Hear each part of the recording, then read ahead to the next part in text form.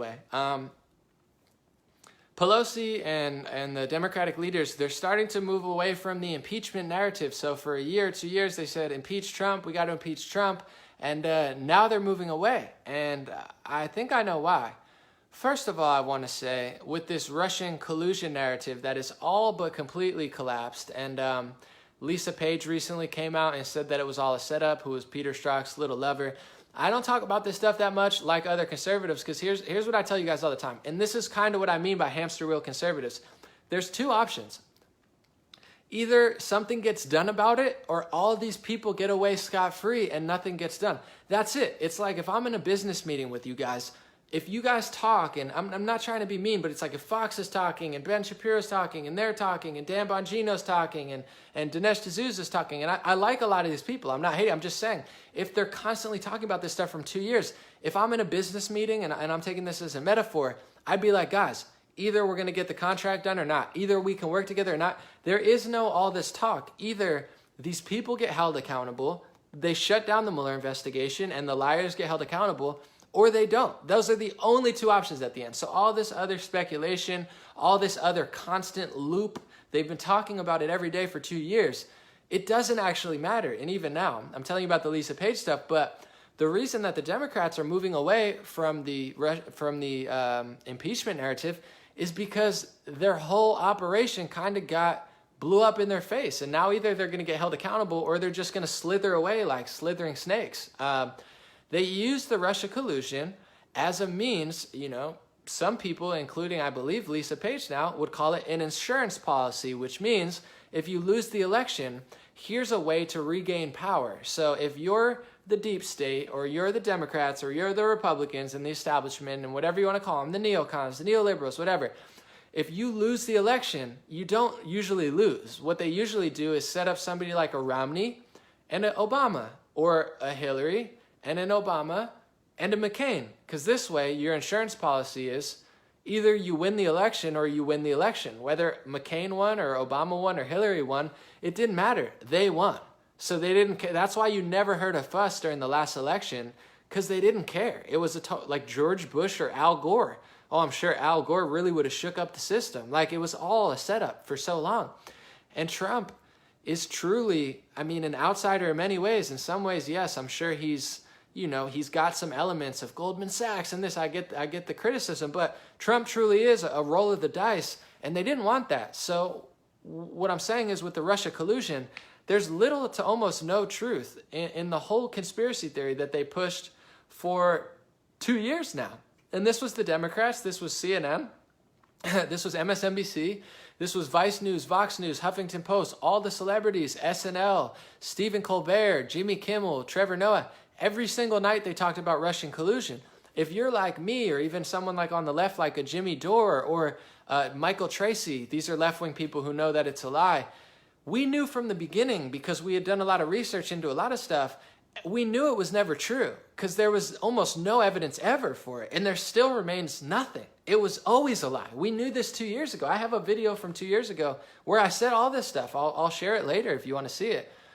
But everyone just believed it, because that's what propaganda and repetitiveness is. If Stephen Colbert says it every night, and then Trevor Noah says it every night, and then Jimmy Kimmel says it every night, and then MSNBC says it every night, and then Morgan Freeman starts saying it, and then they say it at the Grammys, and then Kendrick Lamar says it in a new record, and then people are like, yeah, that's what a lie is. It's like, goes so far, and you just, yeah, it's got to be, because everyone's saying it. But it never was true. It was one of the most widespread lies ever.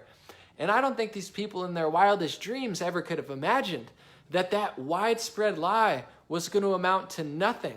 When it comes to Russian collusion, first of all, the big smoking gun that I've been talking about for 2 years and I fell off of because I don't care about it anymore. Either they're going to do something about it or they're not. It's out of my control.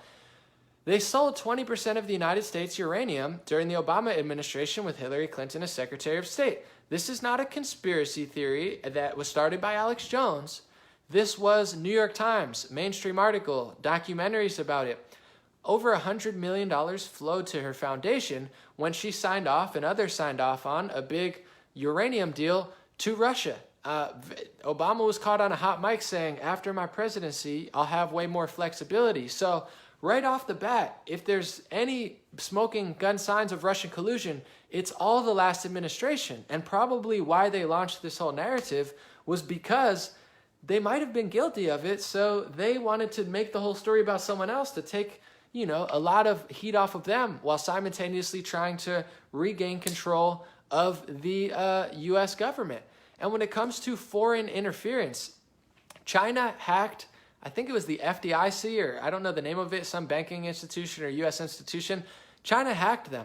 China also hacked a Navy contractor. This is Washington Post, like mainstream stuff.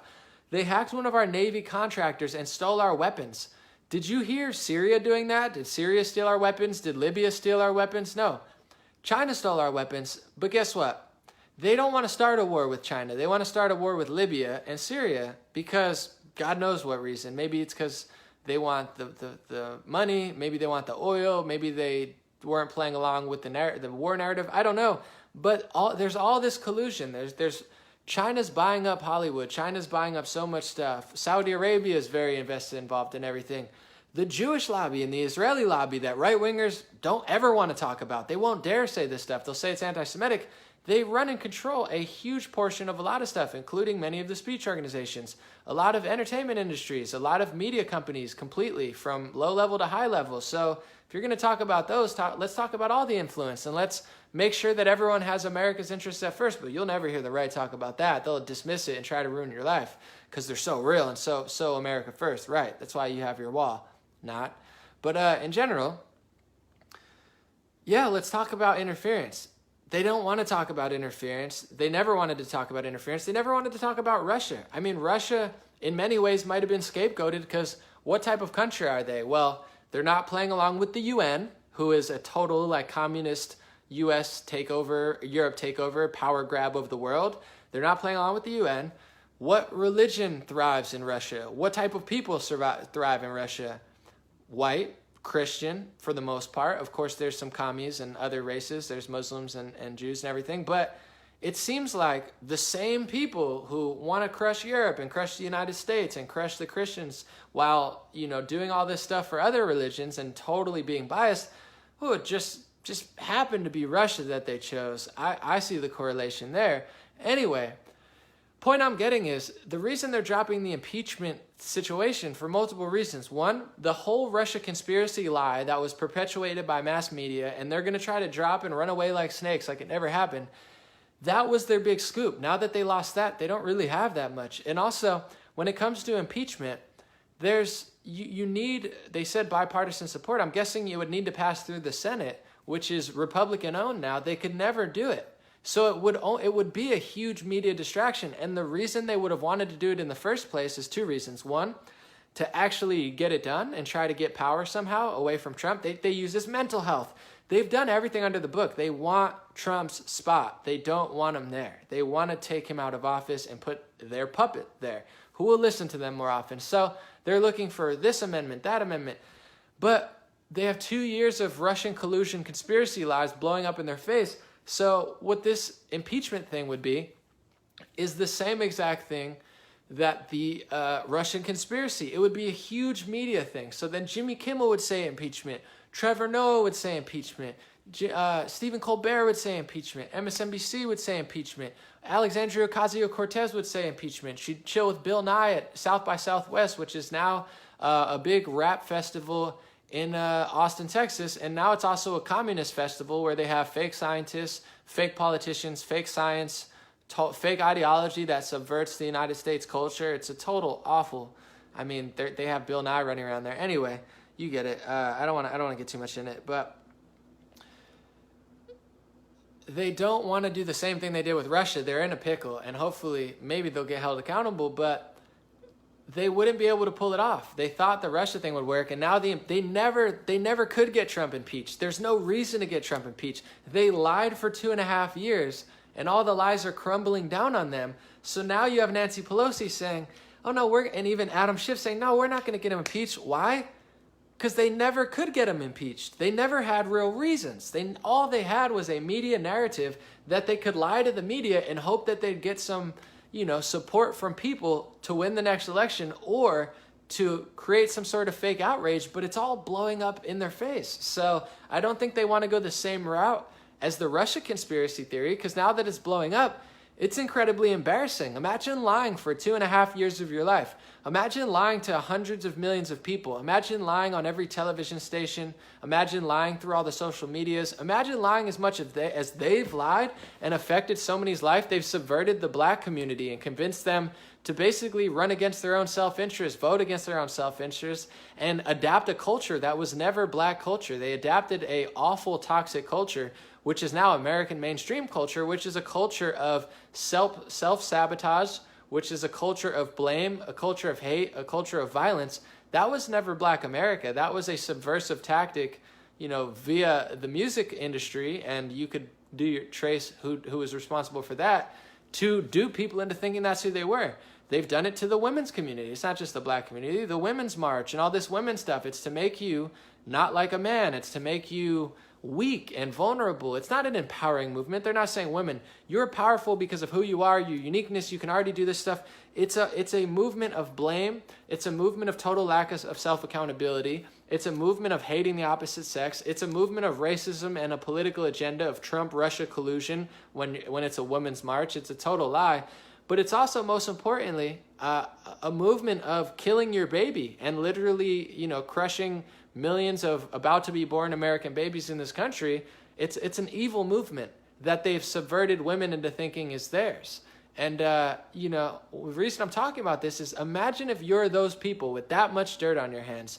Imagine if you're the people who lied for 2.5 years, subverted the black community, subverted the women community, subverted liberal America completely, lied to everybody, totally crushed your own country, totally you leave it weak and defenseless, and lobby for everyone under the sun except for taxpayer citizens of every race, religion, and gender who constantly have to subsidize all this stupid stuff that they're doing. Homelessness, poverty is all growing. Neighborhoods are getting trashed as taxes are going up, highest in the country.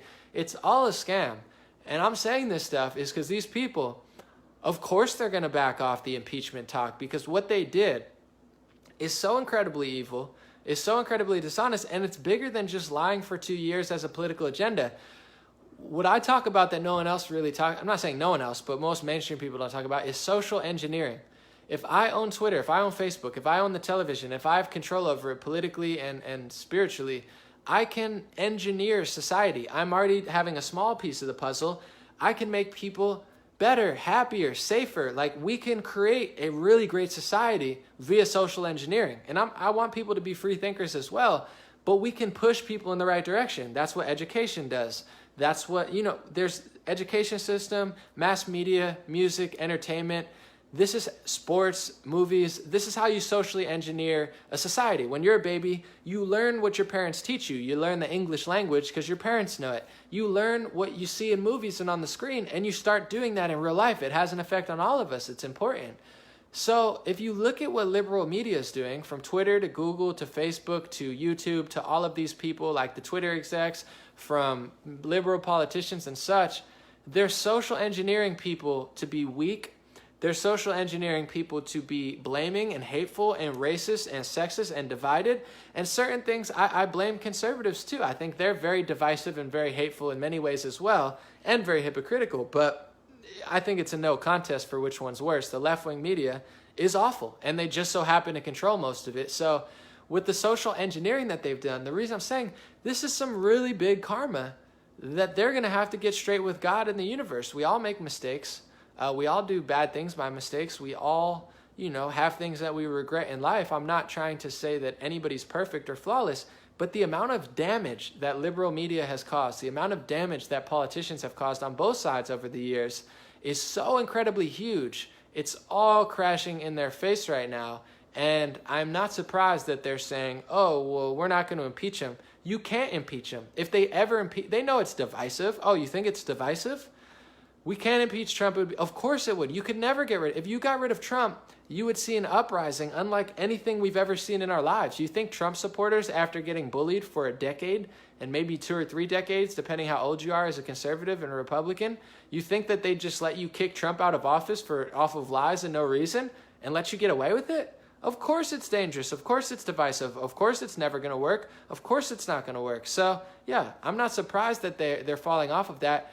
And if you are liberal or progressive and you're listening, some of you already know this, some of you don't. They're lying. They know they're lying. There's a reason. Now you have your Alexandria Ocasio-Cortez wing. They're mad because they're not really going to impeach Trump. It's all a lie. It's like the Alexandria Ocasio-Cortezes are the kids who fed into the lie every day for their whole lives, and they actually believe it. They think the earth is melting in 10 years, even though it's not. They think the way to go is to crush all the big businesses and tax everybody into oblivion, and it's somehow going to create utopia. And like you have the Nancy Pelosi's and Chuck Schumer's now saying, whoa, and Chris, or Kumos or whatever, Andrew Kumos saying, no, we didn't actually want to run the rich people out of New York. We just wanted to screw everything up, kind of, like we wanted to screw everything up to here. We're not trying to screw it all up. And like Alexandria Ocasio-Cortez actually believes their lies. Now they have to push back against their own people, because not only are they losing to Trump as well and conservatives, but they're also losing now to their own progressive wing. It's a total like mutiny going on in the Democratic Party, and they're going to have to reap what they sow, because they've done a lot of evil, terrible things, and they've lied to the left and the right. So the progressive Cortez, which is why you can't hate on them, you got to make a point to them, or else you're just going to do nothing and empower them. They know it's a lie, but they believe other lies, you know. And same with a lot of conservatives. It's like they know that's a lie, but they know some truths, they believe some lies. Everyone's confused, rightfully so. Rightfully so. Everyone has a right to be confused, but it's going to backfire. They have to fight against their own people, or else it's going to be a bottom-up uprising in the Democratic Party. It's already probably going to happen. So they're like, I think now you see your Nancy Pelosi, she probably looks at Trump like, Trump, save me. I'm about to get swallowed alive by my own people. Trump, help me. No one likes me on the left anymore. And Trump's like, I told you, like, why did you lie for 2 years? Why did you do this? So of course they're going to back off that narrative. It was never true. Just like their Russia collusion, which blew up in their face. They have almost no tricks left in their bag. But I want to leave on this note, and I'm sorry if I've ruffled a few feathers, but sometimes it's healthy. A lot of conservatives and a lot of progressives and liberals, I call them, I'm getting this term down, and I'm not being mean. This is a challenge. This is a challenge of you. The next time you go listen to your favorite conservative, I'm not saying it in a mean way, like don't listen to them, they're horrible, they're liars. I'm saying it so you challenge them. If you see that you're in the same spot that you were in 2-3 years ago, as far as like they're talking about the same things, they're not, I'm calling it a merry-go-round conservative, a merry-go-round progressive, or a hamster wheel where it's going in circles. And the truth is, with this Russian collusion and the drain the swamp stuff, Trump's doing a lot. You know, without Trump there, it would be way worse for sure. For some, he's not moving fast enough. You know, it depends where you're at. But the point I'm getting at is when it comes to this QAnon stuff, which everybody's into, and I get it, there's a lot of good research going on there, and people are really deep diving. It's great. But either something's going to happen or it doesn't. There's no sense in speculating. It's like, I'm going to take it back to business. In business, it's a loser mentality to be like, ooh, I got a big deal coming up. I got a big deal coming up. And you talk about it for 3 years and then it never happens. You look like a fool, because any good businessman knows the deal's not done till it's signed. The deal's not done till the money's in your bank account. Until that point, it's not done. Everybody knows that. So it's no different from politics or locking people up or ending the Mueller investigation and making our country great. It's not done till it's done. All this talk, no matter whose podcast, no matter whose network, has it been 2 years? Yes. Has anything gotten done? Not that I've seen, really. Is there any signs of it getting done? Not that I really see, no. Is there any, is Trump saying tomorrow it's going to happen? Or no, it's all tomorrow, next week, tomorrow, next week, tomorrow. And I'm not being mean. Patience is fine. You could think it's going to happen in the future. Speculation is absolutely fine. I'm just saying there's certain things that I feel like are very, very counterproductive that have people in a hamster wheel. So now it's 2 years later. We're still talking about the same stuff.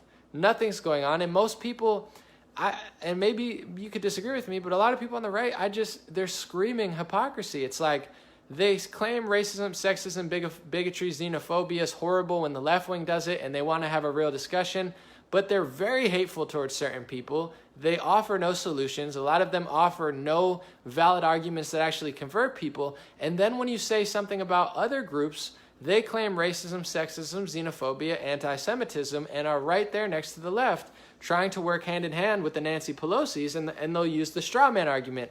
You'll have all the top conservatives saying, well, David Duke agrees with Ilhan Omar. David Duke agrees with Ilhan Omar. Well, guess what? David Duke also agreed with Trump, and we hated when the left did that, so why would we do the same things?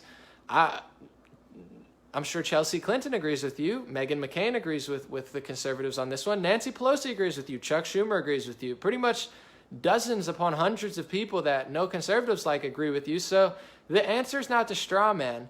The answer is not to call racism, sexism, bigotry, xenophobia. The answer is not to complain and cry when somebody says the word AIPAC when it's a legitimate question that she asked. The answer is not to run in circles, like they've been doing. To me, the answer is self-accountability, self-awareness, creating new stuff, making valid arguments that the left really wants to hear, and also not shutting out people on the right wing that actually make sense, because a lot of these people that they're brushing off, I find them to be a lot more honest and accurate. And the reason I say this stuff for real, guys, is because I use the root level analogy. It feels like we're doing stuff, but honestly, to fix America, it's not just going to be Trump.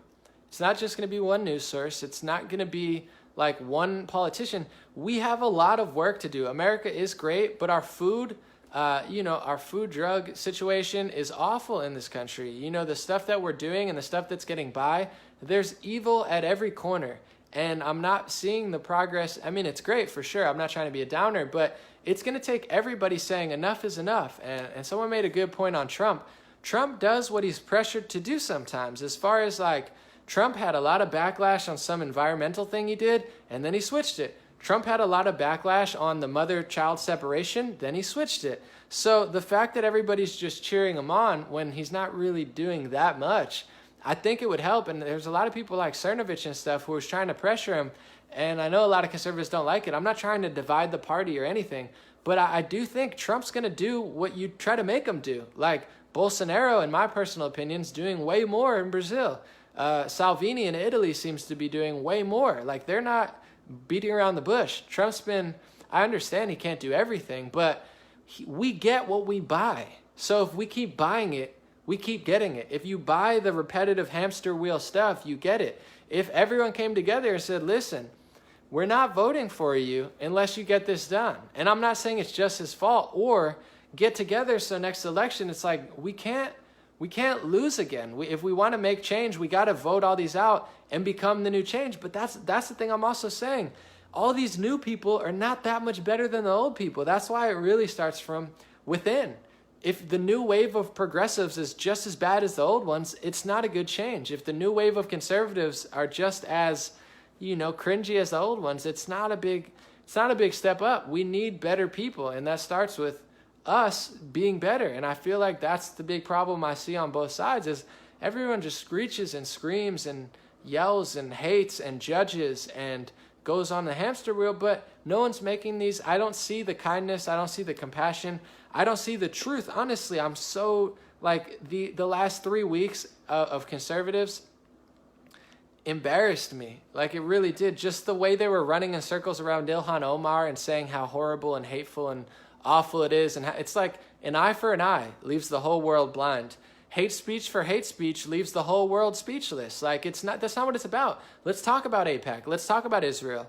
Let's talk about white people. Let's talk about Trump. Let's talk about CIRR. Let's talk about Islam. Let's talk about Judaism, the things that the right wing doesn't want to talk about. Let's talk about Christianity.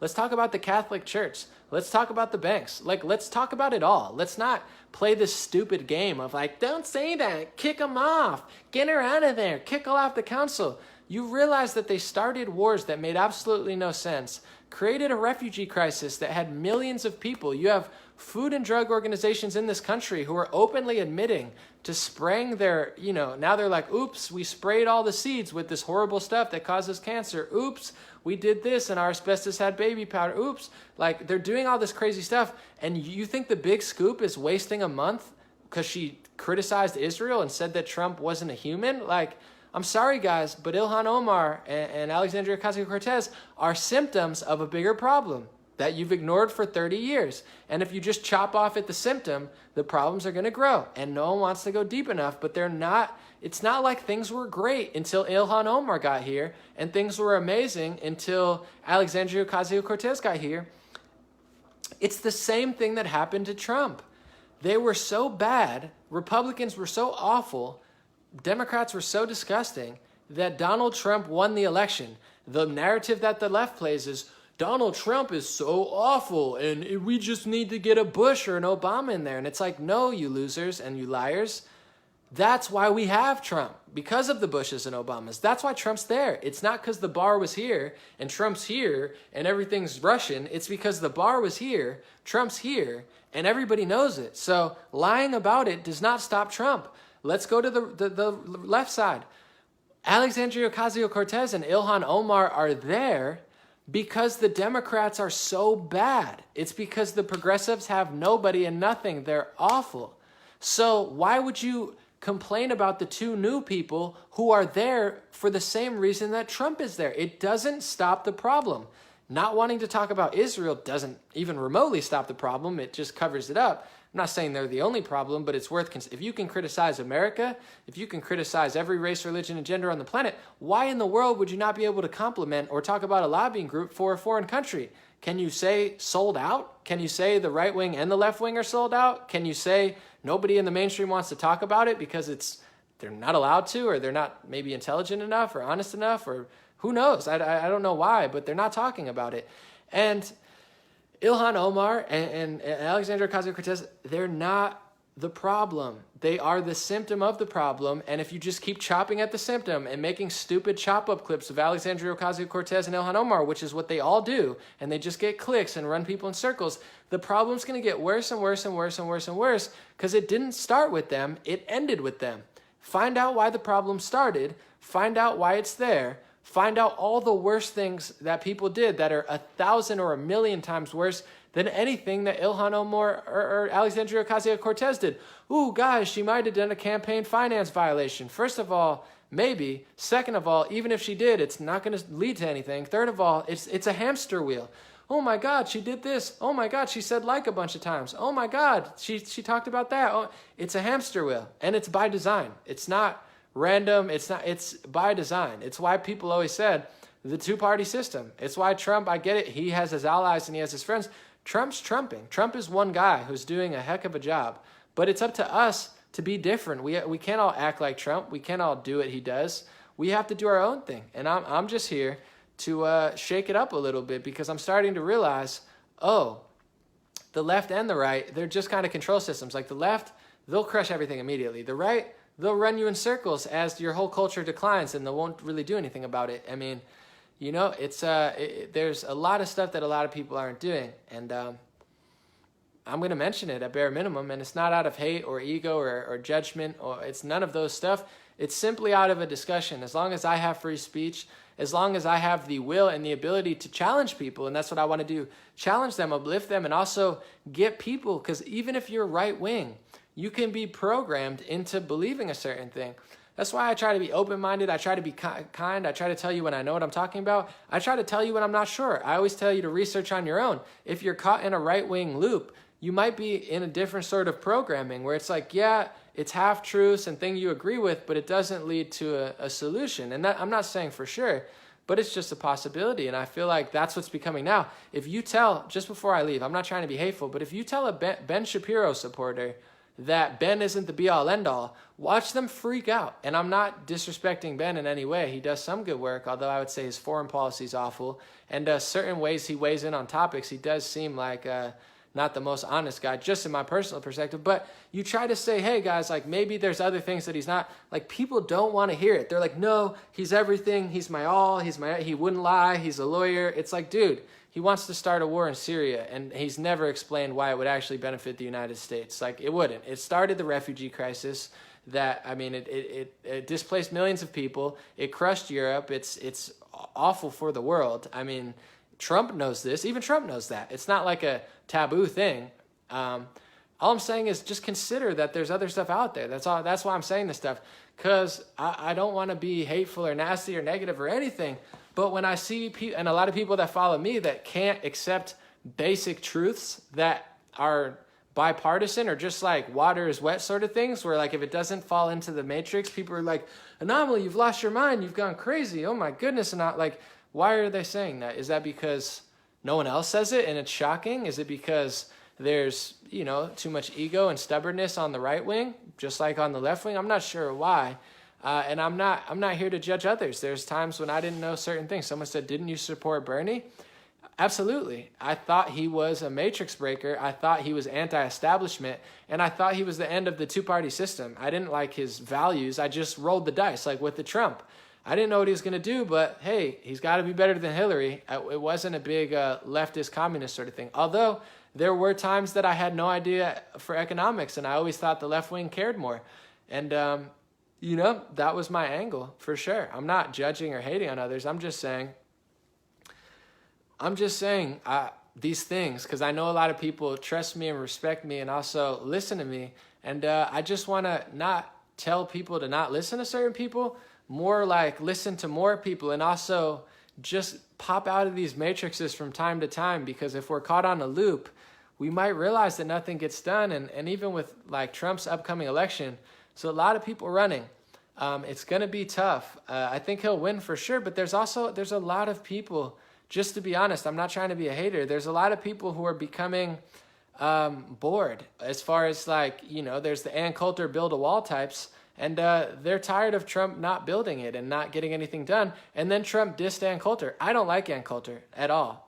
Not a big fan of hers, but she's a big Trump supporter, and she was behind him before anybody was, before I was, and he threw her under the bus. So now she's going to take a small percentage away, or she's going to vote for him anyway, probably. But you get what I'm saying? Cernovich is talking about running, not because he hates Trump or he's trying to divide the party, but he's like, dude, he's saying what I'm saying, kind of, you have to pressure people to do stuff or they're never going to do it. It's a product of what we all want and do. It's not a product of what they're just going to do and you watch from the sidelines all the time. So he's going to take a few percentage points away. I'm not lobbying for it. I want him to win, but there's things that I'm getting annoyed at with the right wing, to be honest. Like I said, I believe in true free speech, and I believe in questioning things I want to question. And I don't like how the right doesn't seem to want to talk about certain things. And also, they're quick to condemn speech when it doesn't go their way. Like, that's a huge turnoff for me. There's no one better probably in the race, but I really like the First Amendment. Like, I don't just say it. I really believe it. I like the Second Amendment. I like all the amendments. And I find that a lot of the mainstream people, I don't feel the same way. That they don't seem to be able to debate more so than shut people down. I don't want to shut Ilhan Omar down. I don't want to shut Cortez down. I want to explain why they're right or wrong. So that's all I'm saying. I think it's going to take some, not fighting or dividing, but it's going to take some challenging internally. And also it's going to take some reaching across the aisle to really win this next election and get things done in this country. Because the more I'm watching things unfold, the more I want to pop out of politics again, like I do anyway, and really roll the ball on other things. Because I don't want to wait for all these people to do stuff. I want to do it myself, you know, and I'm helping do that. Honestly, I had a really great debate today on my channel that no one has. It's probably the most authentic and complete debate on what we talked about than exists on the internet. So it's like I'm doing these things. I'm not just talking about it. I hope other people consider that as well, because I'm getting just a little bit disillusioned with all the circular motion. I'll just say that. Let me know what you think. As always, agree to disagree, or disagree if you'd like. Let me know your point. I'm sure you guys have a lot of great points and perspective as well, even if it's in counter of mine. I'm just trying to get the brain thinking a little bit, because I've been doing a lot of thinking myself, and I just I don't know. I'd rather shake it up and be nice about it, rather than just like ignore it and just see it continue happening. I'd rather say something about it. Let me know what you think. Thank you guys. God bless you. God bless America. God bless your family. God bless the world. Hopefully Facebook doesn't keep doing this. And if you don't do anything, please sign up to my free email list. It's going to be, I'm going to post it right after this, so it's like the top comment. Please sign up to my, no, I'm not going to leave. I'm just saying, I'm starting to build structures. I'm not leaving I'm not a politician now anyway. I talk about social events, psychology, and what's going on. I'm going to build things. I'm not going to just sit here and complain all the time. I'm creating solutions. Even with my work, you guys, I mean, maybe you know or don't know, but like the things I do are all solution based. I've converted hundreds of thousands of people and launched 2 of the biggest conservative movements. And I don't say that to like keep talking myself up. I say that for 2 reasons. One, no news network covers this stuff. So if I don't say it, my history gets ignored and written over and lied about. So I have to say it. I helped Brandon Straka get there. I helped Candace Owen get there. I have 250 million views. Every video, I've converted hundreds of thousands of people, if not millions, accounting all the proxy things that I've created. I'm only saying this because my history gets ignored, lied about, and I get called a self-proclaimed news analyst by Fox News. So I'm going to write my own history. But I'm also just saying, yeah, I'm trying to make solutions. I'm not just talking about it, but I'm building things, structures, events. That's what I'm on this year. I'm not leaving. I'm never going to leave. I'm just saying I don't want to run in circles like everybody else, because it seems like there's a lot of people that care a little bit more about power and being right and winning and being popular and being, you know, like on top and being like just saying they're that instead of, and I'm not saying everybody, there's a lot of great people for sure. But you know what I'm saying? I don't see a lot of solution-based stuff, and I don't see a lot of honesty. There's a lot of hypocrisy. Just to like certain things people can't grasp. They like fly to their side, and it's just like, I got to get it done. That's what I'm saying. Thank you guys. Sorry about that taking too long. God bless you guys. Have a good night.